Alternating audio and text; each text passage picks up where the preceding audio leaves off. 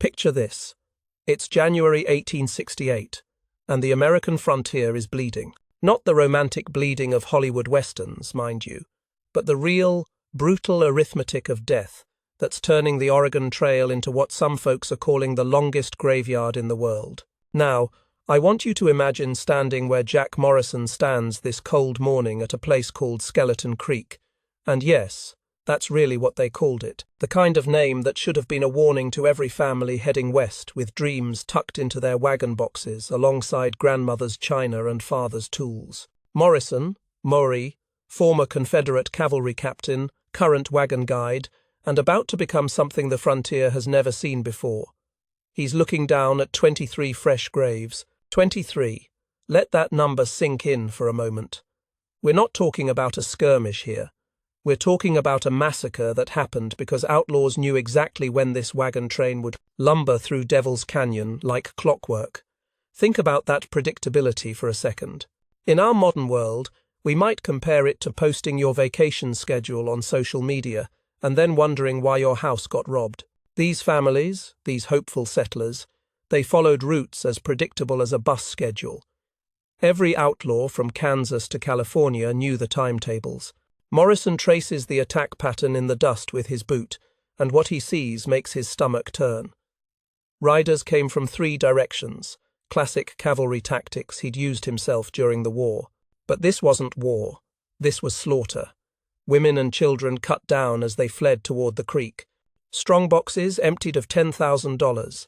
$10,000, $10,000. Money meant for new homesteads, for building something beautiful in the wilderness. In 1868 money, we're talking about what would be roughly $200,000 today. That's not pocket change. That's entire family, fortunes, life savings, the accumulated hope of generations, all spilled into the prairie dust along with the blood. But here's what really gets Morrison's attention, and this is where our story takes a turn towards something extraordinary. This wasn't just another random attack. The more he studies the evidence, the more he realizes these outlaws operated with military precision. They knew which wagons carried the most money. They knew the exact timing. They knew the route. Across the frontier, the mathematics of death were multiplying like some horrible equation. The James Gang, that James Gang, they'd struck near Independence just 2 weeks prior, making off with $40,000 in gold. The Dalton brothers had hit 3 separate trains in 1 month along the Platte River route. And then there were the lesser-known killers, like Tom Vulture McCrady's gang, who'd figured out how to intercept telegraph messages to track wagon schedules. Morrison starts connecting dots that others missed. These weren't random attacks by desperate men. This was coordinated terror, orchestrated through networks of saloon spies, trading post informants, and corrupt officials selling wagon manifests like they were selling newspapers. Now, inside these rolling communities of canvas and hope, fear was transforming daily life in ways that would break your heart. Margaret O'Sullivan, Irish immigrant, widow, mother of 3, she clutches her grandmother's china every night, knowing outlaws specifically target family heirlooms because they're easy to sell in any frontier town. Children as young as 6 years old practice hiding drills, learning to burrow under false wagon floors like prairie dogs diving into holes. The men sleep with rifles across their chests, jumping awake at every coyote howl, every creaking wheel, every sound that might signal death riding out of the darkness. These aren't hardened soldiers we're talking about. These are farmers, shopkeepers, dreamers who sold everything they owned for a chance at something better. Morrison studies this ecosystem of terror with the eye of a strategist. He remembers something his Cherokee scout Joseph Stonecrow once told him during the war. "The rabbit survives not through speed, Captain, but by leaving false trails." At the time, Morrison thought it was just Indian wisdom. Now he's beginning to see it as something else entirely. The awakening comes during a midnight conversation with Samuel Chen, a wagon master whose family had fled China's upheavals. As they sit by a dying campfire, Chen tells Morrison about his grandfather's merchant caravans protecting silk shipments on the Yangtze River. The old man had studied the ancient Chinese military strategist Sun Tzu, whose writings taught that all warfare is based on deception. Make the enemy think you are weak when you are strong, Chen quotes in his careful English. Make them think you are far when you are near, and that's when it hits Morrison like a lightning bolt. The Outlaws' greatest strength, AS, their incredible intelligence network, could become their fatal weakness. What if, instead of trying to hide from the spies, you fed them exactly what they wanted to hear? What if you gave them information so good, so detailed, so perfectly logical that they couldn't resist acting on it?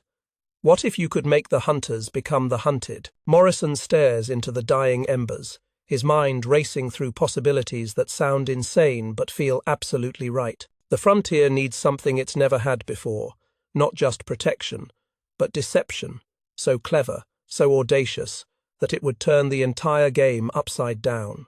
He thinks about those 23 graves at Skeleton Creek, about Margaret O'Sullivan's fear, about children practicing death drills instead of playing games. Something has to change. Someone has to change it. And Morrison realizes that someone might just be him. But first, he'll need allies. He'll need resources.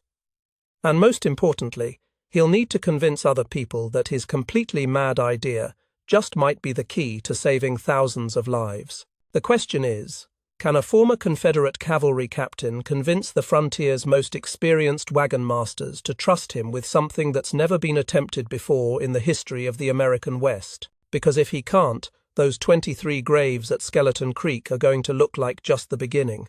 Fort Laramie in February 1869 is buzzing like a kicked hornet's nest. Word has spread about Morrison's radical proposition, and every wagon master within 200 miles has ridden in to hear this former Confederate explain why they should trust their families' lives to what sounds like the most dangerous gamble in frontier history. Morrison stands before 50 of the most skeptical, weather-beaten, tobacco-chewing skeptics you can imagine. These are men who've seen everything the frontier can throw at them. Apache raids, river crossings that claimed entire families, blizzards that turned wagons into coffins. They've survived by being careful, by following established routes, by doing what worked before. And here's this cavalry captain telling them to throw all that wisdom out the window. Gentlemen, Morrison begins, his voice carrying the authority that once commanded men in battle, I'm proposing we split our convoys. Send decoy wagons down the main trails while the families travel hidden routes.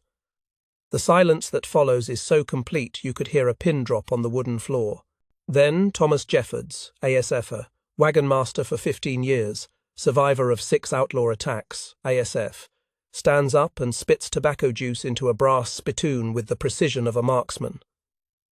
Morrison, he drawls, that's the damnedest fool idea since Custer decided to charge into every Indian camp he could find. Murmurs of agreement ripple through the room. These men know the mathematics of the trail. They know that splitting a convoy means splitting your firepower. They know that hidden routes usually stay hidden because they're impossible to travel. But then something happens that changes everything. Elizabeth Kane rises from the back of the room. She's a small woman, maybe 5 feet tall. But when she speaks, her voice carries the weight of absolute authority that only comes from having lost everything and survived anyway. Her husband died at Skeleton Creek, cut down trying to protect their wagon. She buried him with her own hands. I'll ride your ghost train, Morrison, she says simply, because what we're doing now isn't working, and I'd rather die trying something new than watch more children get murdered following the old ways. That breaks the dam. Within an hour, Morrison has 20 volunteers willing to risk everything on his untested theory. Among them are some fascinating characters. Former actors from Samuel Worthington's travelling theatre company, men who've spent years making audiences believe in stories that never happened. If anyone can make empty wagons look like family trains, it's these professionals of illusion. The first deception unfolds in March, like the most carefully choreographed theatre performance in American history. Morrison's recruits populate empty wagons with straw families, scarecrows dressed in bonnets and work clothes, positioned to look like mothers and children from a distance. They hang authentic laundry on ropes between wagons. They create cooking smoke at meal times. They even have actors walking alongside the wagons. playing settler roles with the dedication of method actors. But here's the brilliant part. Morrison recruits Cherokee scouts to teach his people silent communication. Mirror flashes that look like random sunlight reflections but actually carry detailed messages. Smoke variations that appear natural but communicate exact positions and timing. These aren't just decoys. They're an entire phantom community, complete with its own secret language. Carlos Mendoza, a Mexican war veteran who understands disinformation tactics, takes charge of the intelligence operation. He plants false departure times in 3 different saloons, each story slightly different, each designed to send outlaws to specific locations at precise moments. On March 15th, Black Jack Ketchum takes the bait like a hungry trout hitting a perfectly presented fly. Picture this scene. Ketchum and 30 of the most dangerous men on the frontier come thundering down on the decoy train near Devil's Backbone. They're expecting easy prey, families with children, men more concerned with protecting loved ones than fighting back. What they get instead is a nightmare. The outlaws charge into the wagon circle, firing into canvas covers, expecting screams and surrender. Instead, they hear only the whistle of bullets as hidden Pinkerton agents rise from concealment. Those straw families suddenly reveal themselves as armed men who've been waiting for exactly this moment. The ambush reverses completely.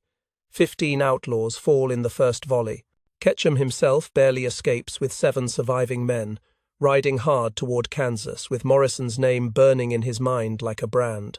News of the victory spreads through the frontier telegraph system faster than wildfire in dry grass. Morrison's ghost trains draw first blood. Phantom wagons turn tables on outlaws. The hunter becomes the hunted. But Morrison knows this is just the beginning.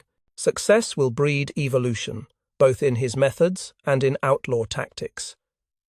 He starts developing what he calls the 3-tier deception system. First tier, false information networks. Morrison recruits double agents like Spanish Marie Vasquez, a saloon girl in Dodge City who feeds outlaws elaborate lies while gathering intelligence about their plans. She's not just pretty and charming. She's got a mind like a steel trap and nerves that never show strain even when she's sitting across a poker table from men who'd kill her without blinking if they knew her real purpose. Second tier, physical decoys that go far beyond straw families. Morrison's teams create entire phantom communities, fake cattle herds made of wooden frames and canvas, decoy stagecoaches that look loaded but carry only sand and rocks, even phantom cavalry units using old uniforms and careful choreography to suggest military escorts that don't exist. Third tier, hidden routes calculated with mathematical precision. Morrison doesn't just find alternate paths. He maps routes that seem impossible, through marshes where wagons should bog down but don't, because Cherokee scouts know the secret of solid ground beneath, across alkaline flats that appear impassable but offer safe passage for those who understand wind patterns and water sources, navigation by stars instead of established landmarks, following paths that exist only in the minds of men who've learned to read the land like a book. The Phantom Protocol emerges from all this experimentation. Decoys travel 1 to 2 days ahead of real trains, following logical routes that outlaws expect, drawing attention and firepower, while authentic families slip through passages deemed impossible by conventional wisdom. It's working. By summer, Morrison's network prevents 12 major attacks, saves an estimated 300 lives, and protects over $1 million in settler wealth. But success brings new dangers. Word reaches Morrison through his intelligence network that Bloody Bill Anderson, nephew of the Civil War raider, has put a $1,000 bounty on his head. $1,000. That's enough money to buy a ranch, to set a man up for life. Every bounty hunter, every desperate outlaw, every man with more greed than sense is now hunting the Phantom Master himself. Morrison realizes his greatest creation might also be his own death sentence, because when you become famous for being invisible, every shadow might hide an enemy, and every success makes you a more valuable target. The question becomes, Can the master of deception protect himself from hunters who now have every reason to turn his own methods against him? By summer 1870, Jack Morrison commands an intelligence network that would make Civil War spy masters weep with envy. We're talking about an operation spanning 1,000 miles of frontier territory, with agents from the Canadian border to the Rio Grande, all coordinated by a man who's turned deception into an art form that borders on genius. His lieutenant roster reads like a who's who of frontier talent. Adelaide Morgan, former Union spy who once infiltrated Confederate headquarters disguised as a Southern belle selling medical supplies. James McParland, Pinkerton detective whose undercover work with the Molly Maguires made him a legend in law enforcement circles. And Robert Perez, a Comanche warrior turned scout whose ability to move unseen across open prairie makes him seem like he can bend light itself. Together, they're orchestrating deceptions that span distances our ancestors could barely imagine. Remember, this is 1870. No telephones, no radio, no instant communication. Coordinating operations across 1,000 miles means trusting men and women to execute complex plans based on smoke signals, mirror flashes, and sheer professional competence. The notorious Bloody Bill Anderson, and yes, he's every bit as dangerous as his Civil War raider uncle, has now lost 70% of his gang to Morrison's ghost train ambushes. 70%. Think about that for a moment. This isn't just tactical success. This is the systematic destruction of what was once the most feared outlaw organization west of the Mississippi. Anderson is offering $1,000 for Morrison's head. Dead or alive, but preferably dead and suffering. In 1870 money, that's enough to buy a small town. Every bounty hunter, every desperate man with a gun, every outlaw looking to make a reputation is now hunting the Phantom Master. But Morrison's response? He doesn't hide. He doesn't run. Instead, he creates his masterpiece. The Triple Mirage operation at Devil's Canyon is about to become the stuff of frontier legend. Picture this. Morrison coordinates 3 separate false wagon trains converging on Devil's Canyon from different directions. We're not talking about simple decoys here. Each phantom train includes dust clouds created by teams dragging brush bundles behind horses, authentic cooking smoke from hidden camps, mirror flashes suggesting outriders and scouts, even carefully timed gunshots to simulate hunting parties providing fresh meat. The intelligence Morrison feeds to Anderson through his network of double agents suggests a massive convoy worth $200,000. $200,000. That's mining equipment bound for California, family fortunes, from Eastern bank sales, even a supposed army payroll being shipped unofficially to avoid Apache attention.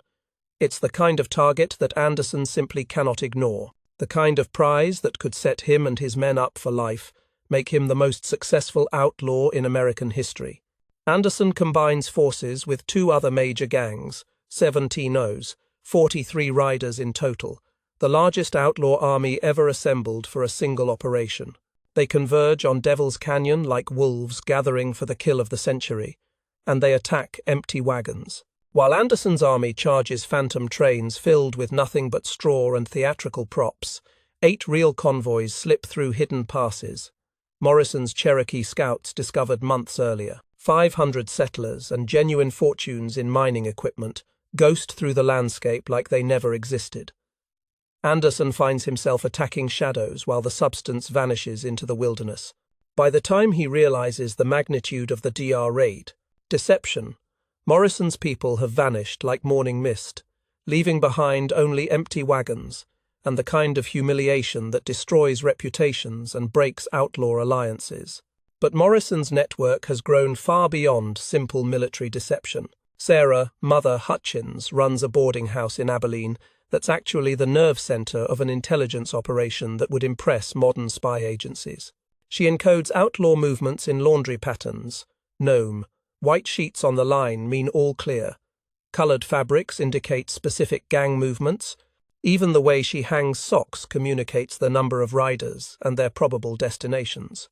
Marcus Washington, a former slave who learned underground railroad techniques that kept human cargo invisible for hundreds of miles, adapts those methods to hide entire wagon trains in box canyons and natural formations that shouldn't exist, but do if you know how to read the land properly. Chinese immigrants contribute firecracker distractions and theatrical smoke screens that turn simple deceptions into elaborate performances. Mormon Battalion veterans add military discipline and surveying skills that let Morrison's teams navigate impossible routes with the precision of Army engineers. The human cost, though, that's what keeps Morrison awake at night. During the Bitter Springs showdown, Morrison loses his best friend and closest advisor. Joseph Stonecrow, the Cherokee scout who taught Morrison that rabbits survive by leaving false trails, sacrifices himself holding a canyon pass while families escape through a route so narrow that single wagons barely fit between rock walls. Picture this. One man with 2 rifles against 15 outlaws, buying time measured in minutes that mean the difference between life and death for 37 families. Stonecrow's last stand becomes the kind of frontier legend that men tell around campfires for generations. Morrison finds his friend's body surrounded by 11 dead enemies, still clutching the eagle feather that symbolized their brotherhood and the Cherokee wisdom that made the phantom trains possible.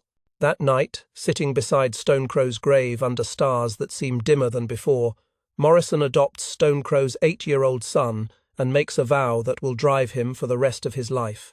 He will perfect this system. He will save thousands of lives. And he will make sure that Joseph Stonecrow's sacrifice becomes the foundation for something larger than any of them ever imagined. The question is whether Morrison can build something lasting before the frontier changes so much that phantom trains become obsolete, before the railroads make wagon trains themselves a memory, before the very success of his methods eliminates the need for them. Because by 1870, word of Morrison's techniques is spreading beyond outlaw hunters. Legitimate businesses are starting to ask questions. Government officials are taking notice. And the kind of attention that comes with that level of success might be more dangerous than any outlaw bounty. Morrison is about to discover that when you become too good at something, even something noble, you create new kinds of enemies who see your success as a threat to their power. Wells Fargo adopts Morrison's complete protocol in 1872, and the results are nothing short of revolutionary. Within 24 months, the company reduces shipping losses by 67%. 67%. We're talking about millions of dollars in 1870s money. But more importantly, we're talking about thousands of lives that continue because Morrison figured out how to make shadows protect substance. Think about the ripple effects of that success. Insurance rates drop dramatically because phantom trains make real shipments safer. Shipping costs decrease because companies no longer have to factor massive losses into their pricing. Settlement accelerates because families can travel west without expecting to die in the process. Towns that were once paralyzed by outlaw threats suddenly flourish as commerce flows safely through Morrison's protected corridors. Dodge City, Abilene, even smaller settlements like Buffalo Station transform from nervous frontier outposts into booming centers of trade. The economic impact is staggering. Communities that were barely surviving suddenly have general stores, banks, schools, churches, all because people and goods can move safely. The railroad companies, always quick to spot profitable innovations, hire Morrison's trained operatives to create dummy gold trains, while real shipments travel alternate routes. His methods transform frontier economics in ways that make the California gold rush look small by comparison. Morrison establishes 3 training camps, one near Fort Laramie, another outside Santa Fe, and a third in the Sierra Nevada mountains. These aren't just schools. They're laboratories where the deception arts evolve into something approaching science. The curriculum would sound insane to anyone who didn't understand the stakes. Cherokee tracking methods, Chinese military strategy adapted for frontier conditions, Civil War intelligence techniques, theatrical performance skills that would impress Shakespeare himself. Students learn to read weather patterns, navigate by stars, create false trails that fool expert trackers, and coordinate complex operations across hundreds of miles using nothing but smoke signals and mirror flashes. Among his graduates are some remarkable characters.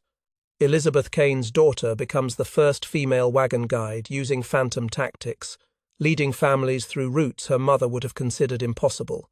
Marcus Washington's son adapts Morrison's methods for cattle drives, protecting herds worth hundreds of thousands of dollars from rustlers, who never see the real animals because they're chasing phantom steers made of canvas and wooden frames.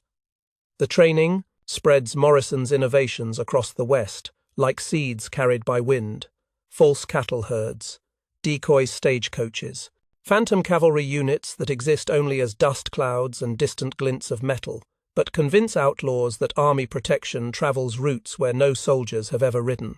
But here's where our story takes its most intriguing turn. In October 1876, the master of deception vanishes into his own mystery. Some say Apache raiders killed him in the Black Hills during Custer's final campaign. Others swear they saw him board a ship in San Francisco with several bags of gold, heading for the Sandwich Islands and a retirement funded by grateful shipping companies. A few old-timers insist he simply dissolved into the frontier he helped tame, becoming one last ghost to confound anyone foolish enough to try tracking him. His student, Adelaide Morgan, claims she received letters postmarked from Mexico City for 3 years after his disappearance, each signed only, with a sketched eagle feather. But the letters stopped coming, and Mexico City records from that period mysteriously vanished in a government office fire. Morrison's personal fate remains a mystery, but his legacy? That's written across the American landscape in ways most people never realize. Modern interstate highways follow many of his impossible routes. The paths Cherokee scouts showed him through Colorado's mountain passes became Highway 70. His alkaline flat crossings in Nevada guided the route of Interstate 80. The man who navigated by stars inadvertently mapped the roads we drive today. Corporate security firms study his intelligence networks. The Pinkerton Agency built their entire Western operations on foundations Morrison laid. Modern businesses protecting valuable shipments still use variations of his 3-tier deception system: SA, false information, physical decoys, and hidden routes. Military academies teach his fundamental principle: superior information defeats superior firepower. West Point cadets study the Triple Mirage operation as a textbook example of how intelligence and deception can neutralize overwhelming force. Special Operations Forces use techniques Morrison developed for coordinating complex missions across vast distances with minimal communication. But perhaps his greatest legacy lives in the documented evidence of lives saved. 5,000 people reached California safely because phantom trains drew death away from their families. 5,000. That's not just a number. That's generations of Americans whose existence depends on a Confederate cavalry captain's ability to turn shadows into shields. The West was built on those foundations. Cities from Denver to Los Angeles exist because Morrison made it possible for families to survive the journey. The frontier civilization we celebrate in movies and books emerged from a brutal landscape that Morrison helped tame, not through violence, but through the kind of creative deception that made civilization possible where chaos once ruled. And here's the thing that would probably amaze Morrison most: his methods never really disappeared. They evolved. Corporate espionage uses his intelligence networks. Military special operations employ his deception principles. Even modern magicians and illusionists study documentation of his techniques. Trying to understand how one man created illusions so perfect they fooled expert trackers across thousands of miles. The phantom trains stopped running when the railroad made wagon convoys obsolete.